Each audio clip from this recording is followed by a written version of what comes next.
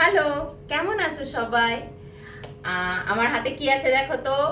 এটা আনারস পাইনাপেল। আজকে তোমাদের জন্য আমি নিয়ে এসেছি 24 পরগনার একটি খুব ফেমাস ডিশ, যেটা হচ্ছে আনারসের খাটা।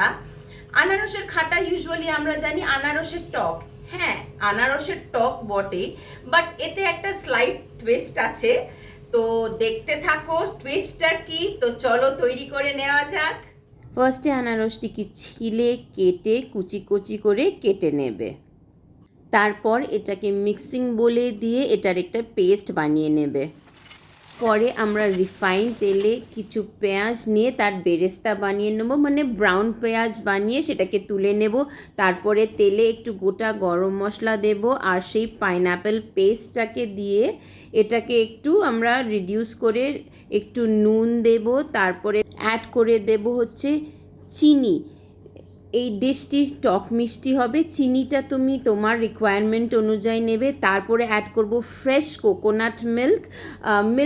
কোকোনাট মিল্কটা যেন ঠিক হয়, কারণ এটার উপরে টেস্ট ডিপেন্ড করবে। এরপরে একটি বাটিতে আমরা 2টি ডিম নেব, তারপরে তাতে অ্যাড করে দেব অল্প সল্ট। তারপরে সেই ব্রাউন অনিয়ন অল্প অ্যাড করব। এই দুটোকে ফেটিয়ে নিয়ে এটার অমলেট তৈরি করে এগুলোকে কুচি কুচি করে আমরা সাইডে রেখে দেব। আমাদের আনারসটা রিডিউস হয়ে এসে এতে আমরা অ্যাড করে দেব 1 চামচে ঘি। তারপরে অ্যাড করে দেব সেই ভাজা ডিমগুলো।